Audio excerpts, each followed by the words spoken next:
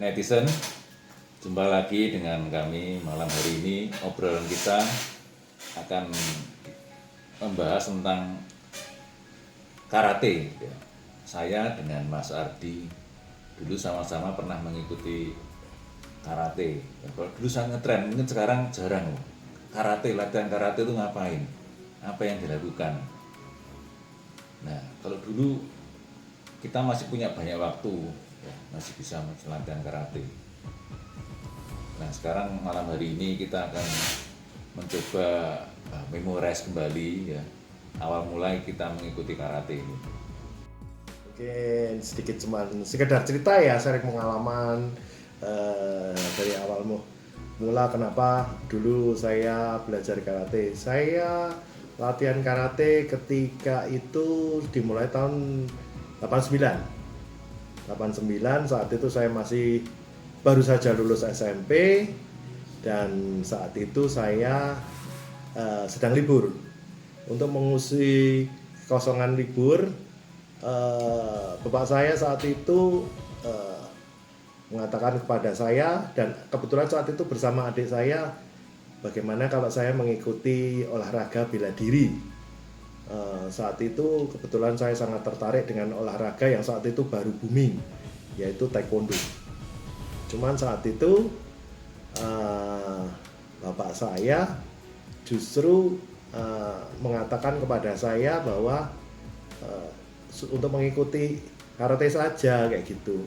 Karena saat itu saya juga nggak begitu mengerti apa bedanya karate, taekwondo atau yang lain.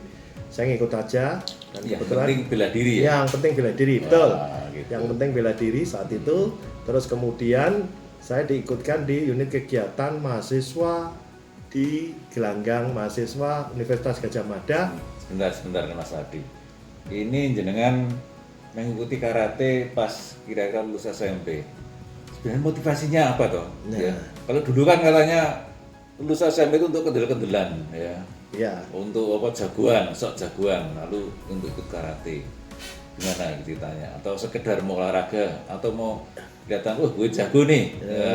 Sebenarnya dari kecil saya tertarik mengenai olahraga apa saja meskipun nggak terlalu jago ya. Cuman saat itu sedang ngetren film yang dibintangi oleh Van Damme. Mungkin teman-teman tahu ya. Saya kira karate. Dibintangi oleh Van Damme dan saya sangat terinspirasi kenapa dia bisa dengan gerakan-gerakan seperti itu, sehingga saya ikut olahraga karate.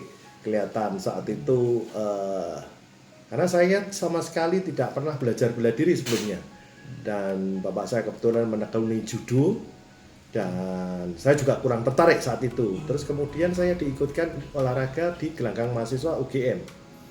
Awalnya saya hanya sekedar ikut-ikut saja. Tahun 89 ya Mas Ardi? Ya betul, saya mulai dari ban putih saat itu, saya dimulai tahun 89. Terus kemudian seperti umumnya anak-anak ABG saat itu, dan kebetulan saat itu ada teman, salah seorang sahabat saya juga mengikuti taekwondo. Kami mengikuti sama-sama ban putih, saya ban putih di karate dan teman saya ban putih di taekwondo. Terus kemudian kami naik tingkat menjadi ban kuning. Oke, sip ceritanya. Kelihatannya menarik sekali tadi. Nah, saya tak gantian cerita dulu. Iya, monggo silakan. Kalau ini ada yang sedikit berbeda saya dengan Mas Ardi. Ya. Iya. Saya tak ikut-ikutan. Nanti biar ngobrol tapi nggak tahu orangnya. Saya dulu mengikuti masih SD ya. Jadi karena waktu itu namanya karate itu sangat euforia sekali.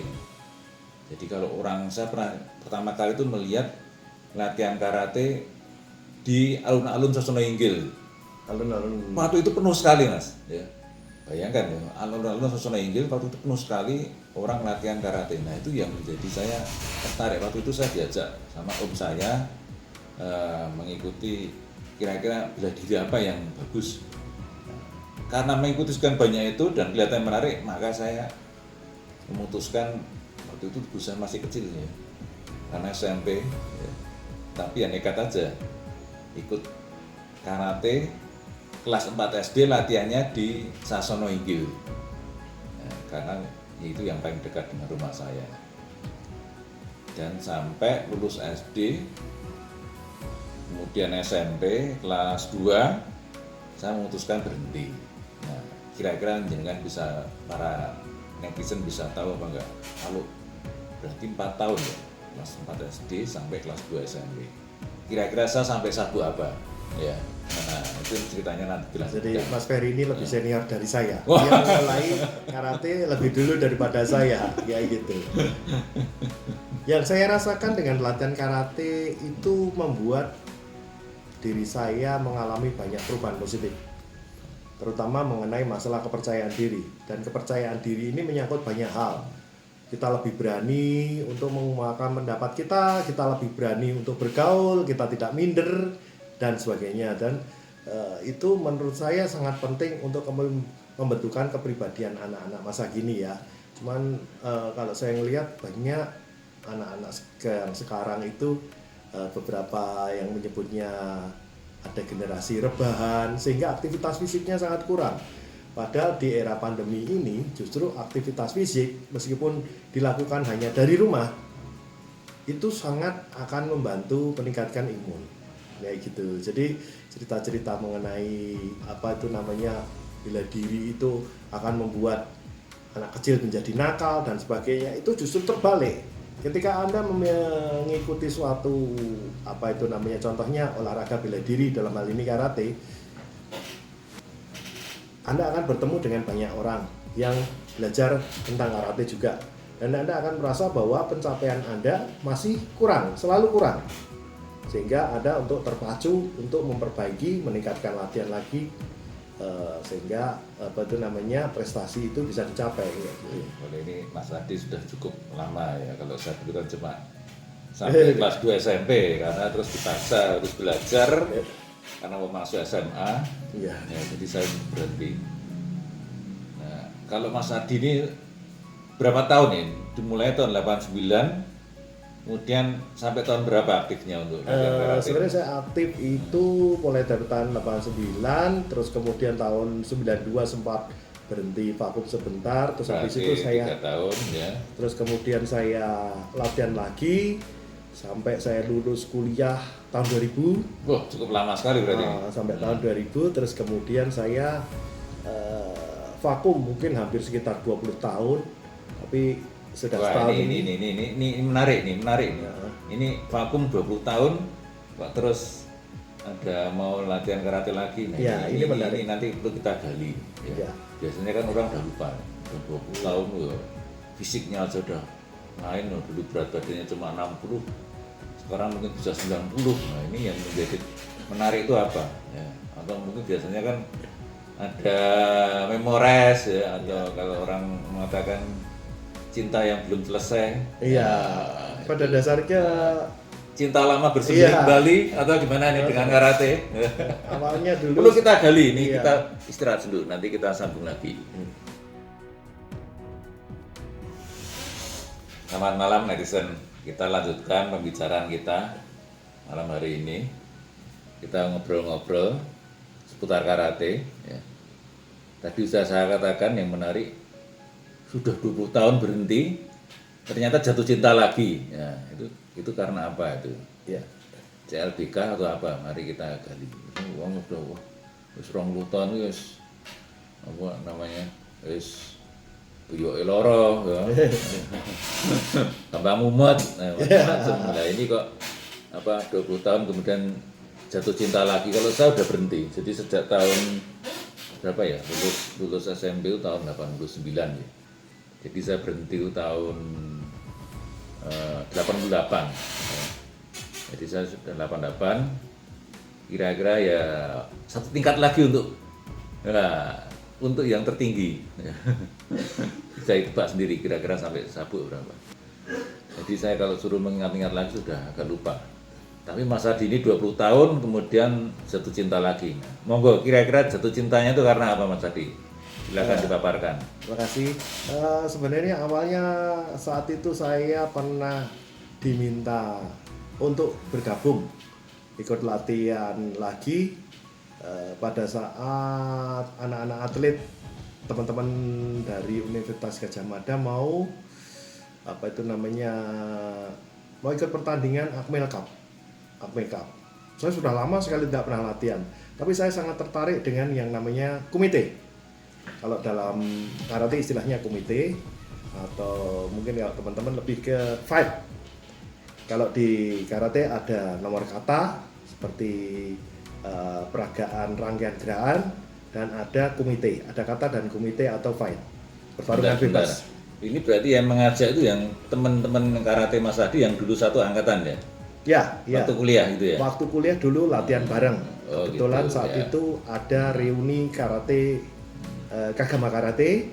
Terus kemudian teman saya itu mengajak saya latihan untuk menemani adik-adik mahasiswa untuk latihan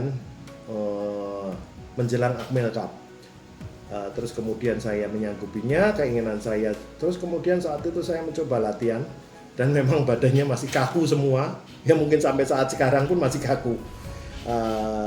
Tapi dari situ awalnya saya mulai merasa seperti hidup kembali, semangatnya hidup kembali. Terus kemudian saya mencoba latihan secara rutin, secara kontinu, dan alhamdulillah sudah setahun lebih saya bisa latihan secara kontinu, setidaknya seminggu 2-3 kali bisa latihan terus di era pandemi ini. Latihan dengan teman-teman, tentu saja dengan protokol kesehatan ya. Jadi ternyata bisa ya, jadi apa namanya, walaupun sudah sekian, ya katakan nggak belasan, sekian puluh tahun ya, Iya, sekian puluh tahun berhenti, 20 tahun. masih bisa eksis kembali ya. Saya terakhir latihan tahun 2000-an awal, terus kemudian saya mulai lagi tahun 2020 ya, 2020, Wah, awal mantap sekali 2020, ini. Iya. awal 2020 dan sampai sekarang alhamdulillah saya masih bisa rutin latihan. Manfaat yang saya rasakan terutama karena usia saya sudah tidak muda lagi, Wah, maksudnya wajahnya masih muda gitu. masalah kesehatan. Alhamdulillah, bahkan saya sangat jarang sekali sakit flu. Wah, mantap. Meskipun tubuh saya juga memang sudah tidak sehat lagi, saya juga ada gangguan-gangguan kesehatan, tapi alhamdulillah dengan latihan dan rutin dan teratur, saya bisa merasa fit, Ya, tubuh saya fit oke. dan tidak ada Sip sekali ini Mas Adi tidak ada tipsnya. gangguan-gangguan kesehatan. Bagi kita yang dahulu punya hobi lama, ini intinya kan gitu ya. Ya, Dahulu punya hobi lama, waktu muda, waktu kuliah, apa itu sepeda atau mungkin renang. Nah kebetulan Mas Adi ini kan karate. Nah dia menemukan cintanya kembali setelah 20 tahun dan kemudian mengikuti, dan itu ternyata membawa manfaat positif ya. Beliau ini kan sebagai pengajar juga, sibuk di kampus tapi masih menyempatkan diri untuk olahraga. Nah ini memberikan nilai positif bagi kita, menginspirasi. Jadi di masa pandemi ini jangan cuma rebahan aja, jangan cuma nonton YouTube ya, sehingga membuat kita itu tidak bergerak. Nah kalau kita bergerak, tubuh kita sehat, nah imun kita pasti kuat. imun kita pasti kuat dan tentunya bahagia karena ketemu teman-teman yang dulu juga membuat bahagia. Ya, Nah, kita sekarang ketemu teman-teman yang sehobi. 20 tahun ketemu lagi, Iya. teman-teman kita masih sehat, ya itu sangat membahagiakan sekali. Senang. Alhamdulillah teman-teman juga masih sehat semua, Iya. masih bisa latihan bareng-bareng seperti dulu lagi ketika saya masih mahasiswa. Senang sekali rasanya reuni sekaligus masing-masing sudah memiliki keluarga, memiliki pekerjaan yang berbeda-beda, kita bisa saling silaturahim, syukur-syukur bisa saling membantu, dan yang terutama masalah kesehatan yang tak ternilai harganya. Ya, Gitu. Oke, terima kasih ya obrolan kita singkat pada malam hari ini. Jadi kita mengambil manfaat positifnya.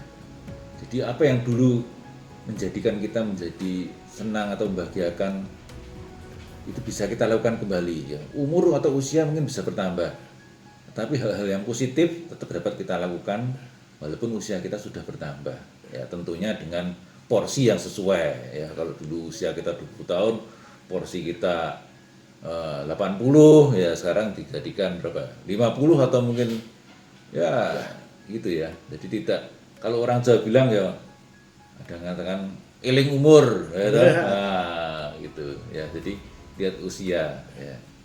Kalau saya ya tetap pakai jam kesehatan ya, bisa memantau heart rate ya itu. Itu salah satu tipsnya itu. Oke, bicara singkat kita menyenangkan sekali dengan Mas Adi ini. Jadi kita tetap berolahraga, kita jaga imun supaya dalam masa pandemi ini kita tetap dapat sehat. Oke, terima kasih. Kita lanjutkan pembicaraan kita selanjutnya. Ada yang mau disampaikan Mas Adi sebagai penutup? Saya rasa cukup. Next time kita jumpa lagi dalam acara yang berbeda, dalam cerita yang lebih seru lagi. Ya, mantap. Ya, terima kasih. Jumpa Ya. lagi.